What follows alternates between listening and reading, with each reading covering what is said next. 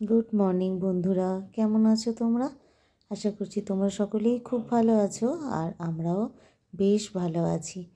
এখন সকালের কাজে হাত দিয়েছি, আর এখনও আমার কৃষ্ণা দিয়ে এসে পৌঁছায়নি, তাই আমি আমার এই ছোট ছোট কাজগুলো আরম্ভ করে দিয়েছি। দেখো কিরম সুযোগ বুঝে যাচ্ছে ঠাকুর ঘরে, দেখতে পেয়েই পালিয়ে গেল। ছাদের দরজাটা খোলা পেয়েছে তো, তার জন্যই এরকম করছে। সামনেই কোথাও লুকিয়ে আছে।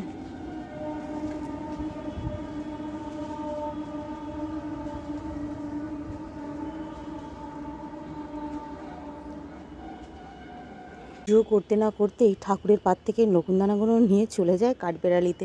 রোজ ডিউটি হয়ে গেছে ওদের, জানো তো। ভাবলাম এখানেও কটা রেখে দিই। আর এখন একটুখানি টিফিন খেয়ে নিই, আগে তারপর অন্য কাজ। আর এরকম এই বাসি তরকারি দিয়ে মুড়ি খেতে বেশ ভালো লাগে কিন্তু।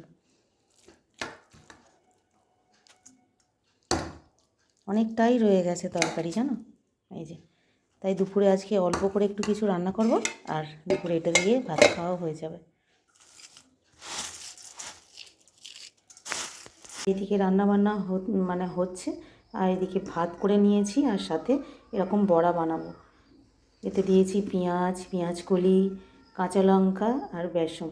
এই দিয়ে বড়া করলে বেশ টেস্ট হবে। তো এটা আমার ছোটো ছেলের আবার খুব পছন্দের, জানো।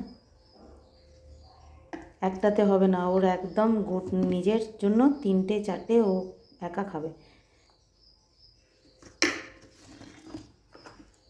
তো চলো, এই বড়া ভাজা করব আর কটা ডিম ভাজা করবো, ব্যাস তাহলেই হয়ে যাবে। চলো, রান্নাবান্না তো সমস্ত কিছু কমপ্লিট হয়ে গেছে, আর খেতেও বসে পড়েছি। এখানে একটুখানি কাঁচা পেঁয়াজ, টমেটো আর কাঁচা লঙ্কা দিয়ে মুসুর ডাল সিদ্ধ করে নিয়েছি। আর এটাই যে কালকের একটু তরকারি ছিল, সেটাই এখন খাওয়া হবে। ছেলেরা খাবে না, ওদের জন্য আলু সিদ্ধ করে দিয়েছি। এখানে ডিম আর বড়া ভাজা,